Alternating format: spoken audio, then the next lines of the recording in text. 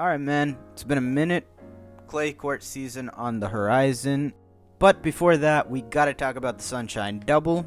Obviously, in each respective event in Indian Wells and Miami, we saw the two flag bearers of the youth movement in men's tennis right now coming out on top. Carlos Alcaraz in Indian Wells and Jannik Sinner taking out the title and continuing his tear in 2024 in Miami. And, although these were two pretty dominant, for the most part, title runs by each of Alcaraz and Sinner, there's a lot that happened throughout each of these two tournaments, a lot to talk about. So let's just get to unpacking it. These are 5 of my takeaways from watching the Sunshine Double this year. Taking it from the top, stock Jannik Sinner. I think with that title, Sinner pretty much capped off one of the, you'd have to say, all-time great starts to a year. Really, in recent memory, all that we've seen that really one-ups it so far has been these legendary Federer-Djokovic years that went on to be, 04, 06 for Fed, Novak 2011, 2015. Years that those guys won the Australian Open and went on to complete the Sunshine Double, if not get at least one of those titles. More recently, Rafa got out to the 20-0 start in 2022, but obviously faced a setback in the Indian Wells final, so, you'd have to say, those legendary years of Federer and Djokovic aside, Jannik Sinner has put together as good a start as we have seen really in the start of this century to season. Moves to 22-1 heading into clay court season, where honestly I think Neo Sinner is going to ball out. Should be really interesting to see him there, and he had a bit of an underwhelming clay court season to expectations last year after Monte Carlo, so plenty of chances to pick up more points there. And for Jannik personally, the way he's been doing it has been so clinical, so methodical. He's barely dropping sets. Obviously, most of Australia, he romped to the final pretty much. Wasn't really at his best in Rotterdam, but still only dropped the one set en route to the title there. And, it took Alcaraz probably in his most favorite conditions at Indian Wells to finally hand Sinner his lone loss on the season to this point.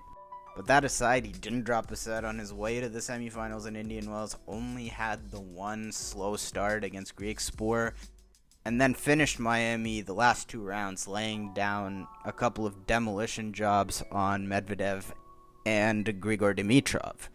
And looking poised to be a big factor on clay moving forward, it's looking almost inevitable that sometime this summer Jannik Sinner will be the number 1 player in the world. And again, I can't emphasize enough how stunning it is, how quickly his transformation has occurred over the course of the last year. Something almost akin to Novak Djokovic 2011. And if anything, Jannik comes out of this Sunshine Double reaffirming that he is indeed the best player in the world at the moment. My second takeaway, Carlos Alcaraz is back, and there's no need to worry about him anymore. Obviously, I had been on the record saying I wasn't really worried about him, but you'd have to say very important title for him in Indian Wells, just to get the monkey off the bat. That title drought since Wimbledon, it's over now, and he's headed to clay season where he has been the best player the last 2 years in the lead up to Roland Garros, with a lot of momentum again with this title. Obviously, he did it in a fashion where it was sort of a redemption tour for him. Got revenge on Morozhin for that shock loss in Rome last year. Destroyed Alexander Zverev to avenge the Australian Open loss to him. He dropped the last couple to Jannik Sinner, but got what was probably his best win of the season from a set down to beat Sinner in the semi, a match that produced, at times, a lot of the expected fireworks from what's become such a fun, budding rivalry. Really refreshing to see a pair of young guys just produce such watchable tennis in contrast to some of the next-gen rivalries we saw late 2010s, early 2020s. We definitely paid our dues to get this, and the pendulum keeps swinging back and forth for them. None of them really able to create much separation yet, but moving off that tangent, again in the final, another revenge over Daniil Medvedev. after that US Open loss to him. And when all was said and done, Alcaraz did it to the tune of just 2 sets lost. And aside from the early part of the Sinner match, pretty untroubled throughout the road to this title. I would like to give myself a pat on the back because in the lead up on our podcast, I did predict that Alcaraz was going to take this tournament in the lead up, and then in the Miami preview, I thought that Sinner would take it. Both really on account of conditions. I thought in Indian Wells, I've never seen Alcaraz look more unbeatable and comfortable than he has in the conditions in the desert, that gritty court, where he gets enough time to load up and really uncork his ground strokes. And also with his speed is just a nightmare to get a ball by as an opponent. And, throughout times in this title run, though not quite as good as he was last year at this tournament, he did resemble something near perfection on a tennis court.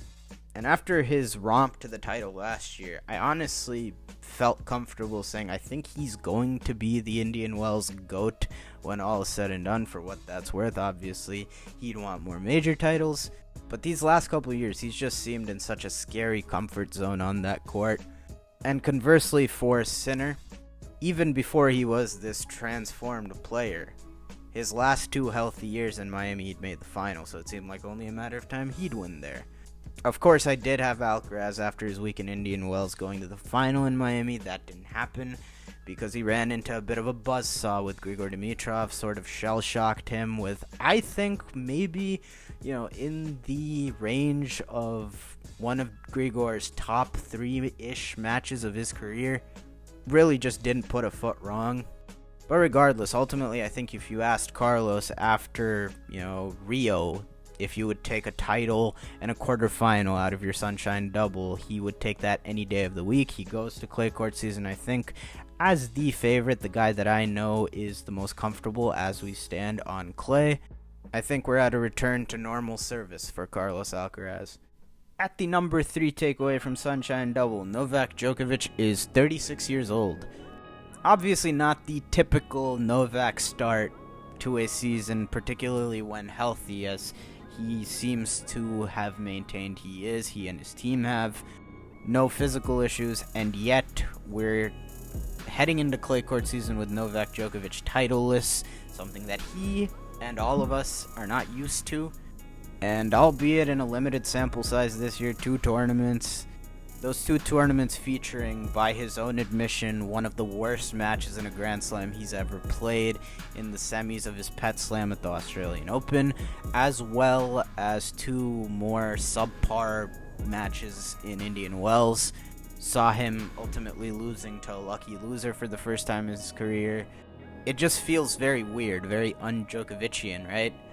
And so, at least I've seen in the Twitter sphere, there have been a little bit of rumblings about if we're seeing the beginning of Novak Djokovic's decline. And me personally, the furthest I'm willing to go just off of vibes so far in his limited sample size this year is I think, maybe Djokovic has hit that first wave of slight decline, something akin to what Rafa Nadal did upon tennis resuming post-pandemic break in 2020, where he's still, without a doubt, one of the top 2-3 players in the world at the moment.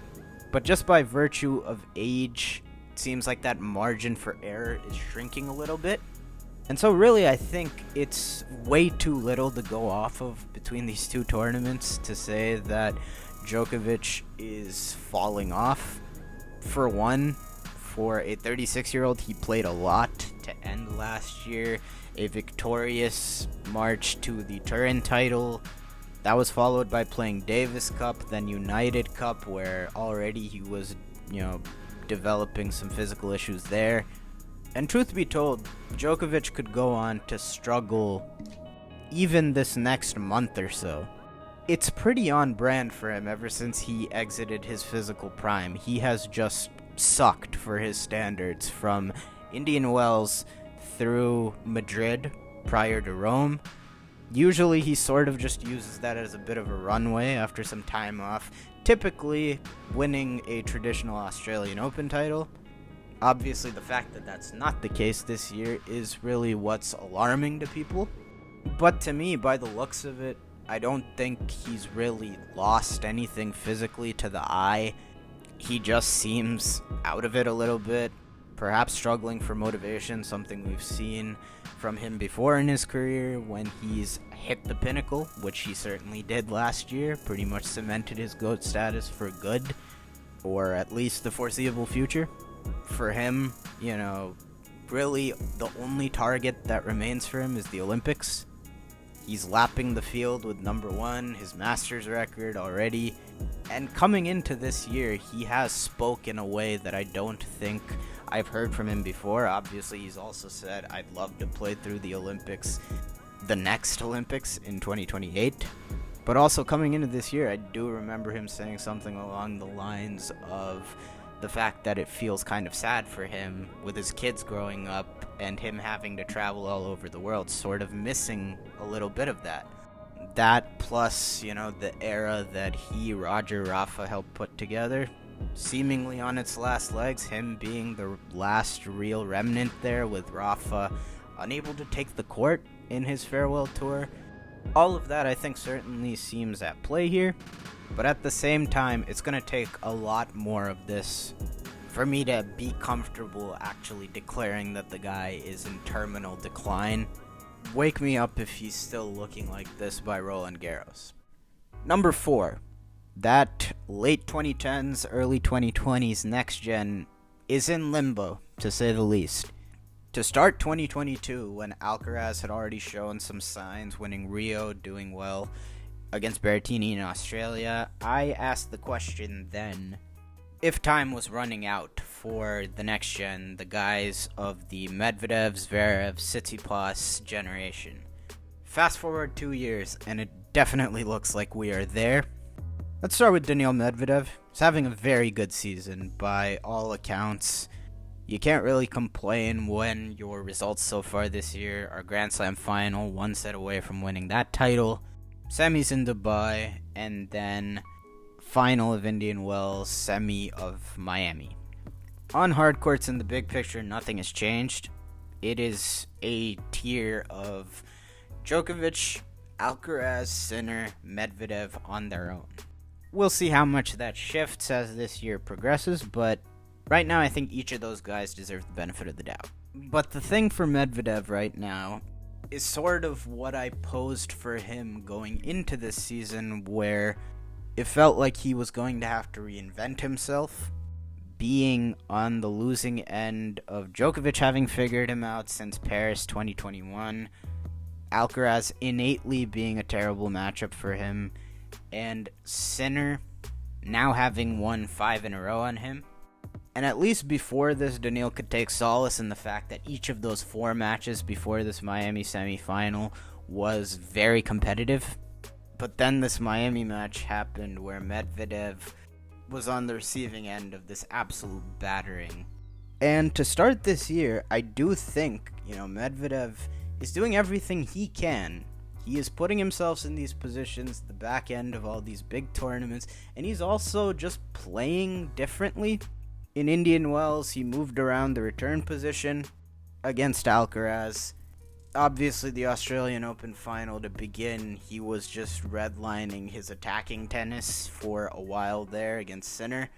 But at the end of the day, he plays a bit of an unorthodox game, it goes without saying. You do wonder how much his technique will limit him and how much he can adapt, because the losing trend in these big-time head-to-heads against Alcaraz, he's lost 4 of 5. Against Sinner, he's now lost 5 of 5, with the most recent being far and away the most lopsided, and Djokovic, he's lost 5 of 6. Obviously, for 99% of people on tour, it's a great spot to be, but for Daniil Medvedev, a guy who I believe firmly should have more than 1 Grand Slam when it's all said and done, these guys are still going to remain big obstacles for those aspirations, so it'll be interesting to see how Medvedev can respond. And then Stefanos Tsitsipas just straight up seems like he has regressed. And if that's not the case, it feels like the rest of the tour has just totally figured out the tell with that backhand, particularly the backhand return. I was reading a piece on Tennis Abstract about, how intently players of late have targeted that Tsitsipas backhand return. And over the last year, statistically, he's literally serving better than he ever has. And yet the overall production has been completely handicapped by that backhand return. He started this year, albeit the last year he's struggled with some physical issues, but it has to be a little bit alarming. The lack of big wins for a guy that when he broke onto the scene was known for being fearless, known for being a big-time match player. Really, aside from Zverev, who he does have a matchup advantage over, he hasn't had many over the last year. And he's always been very reliable, consistent in Australia.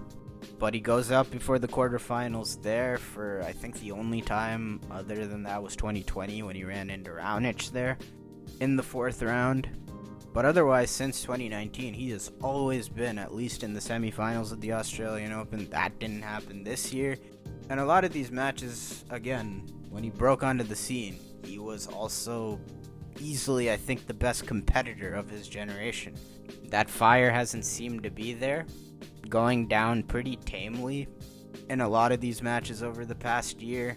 And when you combine that with, the rest of the tour seemingly just catching on to exposing that backhand, particularly the backhand return, we're at a place with Tsitsipas that I never would have expected even at the end of 2022, where he is out of the top 10, even in his favorite spots like Australia and clay. In the last year, he's been solid, but in the big picture, kind of a non-factor there. So I think it's a big clay court season for him coming up, potentially reestablish that presence as a top 10 guy again, and really get his season on track. And then talking about the third of those guys, Alexander Zverev, I think we're at a spot with him again where he's the same level of threat again that he was pre-injury. Maybe a little bit off by just not bringing his best level as often as he did pre-injury in 2021, 2022. But you're seeing him again at the back end of a lot of these events. I know he had a little bit of a skid after Australia, but good sunshine double for him. And yeah, that's why I feel we're back at the same spot with him where, any given day, if he plays his best, he can beat anybody or push anybody to the brink. Of his contemporaries in his generation, I think he would be the best bet for being able to give these new guys at the top a headache and do so the most consistently. But again, the question with him remains, does he have the mental resolve? Does he have that dog in him to actually put it together to cross the finish line and win a major?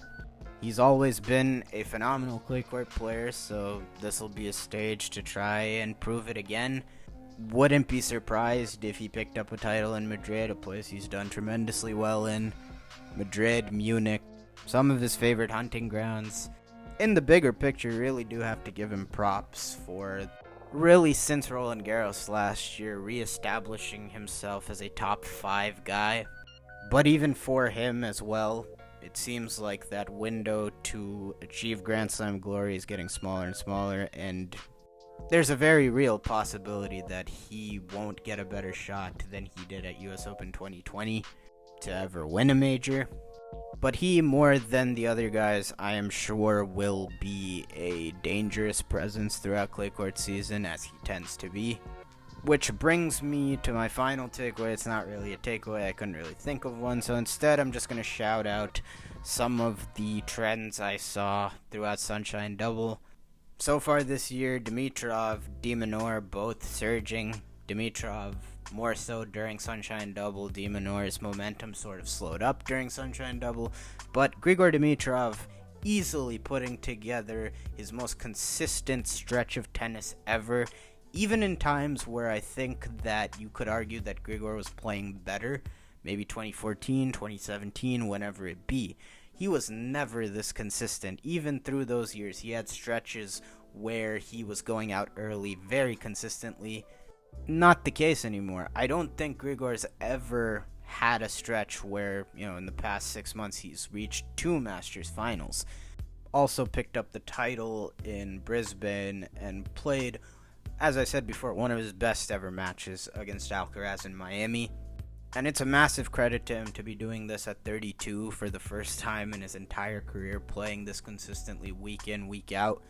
And visually, it seems like he's just the most sure he's ever been in his game, how to use all the different tools at his disposal, which has never really been the case. He seemed kind of confused at different points in his career as to how he wants to play, whether it be the baby fed or, at oftentimes in his career looking like more of a super athletic with a ton of variety counterpuncher. And at this stage in his career at 32, he is most definitely executing seemingly in the most clear headspace tactically of his career. Elsewhere, Casper Ruud off to the best start to a season in his career, most definitely righting the wrongs of how his 2023 got started, and he never really dug out of that slump aside from for Roland Garros. But Casper is so far this year going relatively deep, pretty much every event that he has played. Unable to convert any of those to a title yet, but quite a few really good wins on hard courts. Results that I think bode really well for him now in his favorite surface as clay court season approaches. Already he looks poised to defend his title in Estoril. And honestly, with the way he started his year, I expect a couple of deep runs, maybe even titles during this clay court season out of Casper. It's been a tremendous start to the year for him, continued through the Sunshine Double. His fellow Scandinavian in the top 10, Holger Rune, same can't really be said for him this year. He's gotten off to a little bit of a slow start, only 2, I think, really positive results there for him in Brisbane, and I thought he played really well, particularly against Fritz in the round of 16 at Indian Wells. Second half of that match, I don't think I've ever seen Holger hit his forehand better. Went absolutely nuclear, but ultimately that is the shot that's so volatile that seems to decide how Holger plays. But for him, also clay presents a chance to rediscover some form. He was pretty much a top 5 player last year on clay, and the year before that won Munich and quarters at Roland Garros as well. He seemed very comfortable on the dirt so far. Hard court so far, it seems like it swings wildly how he does based on if he's indoors or outdoors. And definitely with a lot of points to defend this clay court season, he's going to need to start playing better. And finally, the guy who handed Holger his most recent, probably most lopsided loss in that 1-1 demolition in Miami, Fabian Marozsan seems to be putting it together. His Sunshine Double was super encouraging, I think, and he's a guy that I think we should have an eye on just because there's a lot of great building blocks in his game. He hits the ball so big on both wings. He has a tremendous drop shot, and he's been another guy who hasn't really been able to put it together how to best utilize all the tools that he has. But if his Sunshine Double is any indication, it seems like he's at least getting closer. And if he does, I'm pretty confident that he's a guy that can be one of those staples deep in these big events more, which is awesome because he's a really fun watch, and I really am very excited for him. And with that wraps up my takeaways from the Sunshine Double so far. Bring on clay season, a lot of fun storylines in store. Less than a week out from Monte Carlo. Let's hope the King of Clay can make an appearance at some point this clay court season. But that will do it for this video. If you're interested in more consistent content from me, I would highly recommend our podcast on Spotify, link in the description below. If you made it this far though, thank you so much for watching. If you enjoyed it, it'd be much appreciated if you could drop a like, help the video perform better in YouTube's algorithm, and subscribe to the channel if you're not already. Thank you all again so much for watching, and of course, I will see you all in the next one.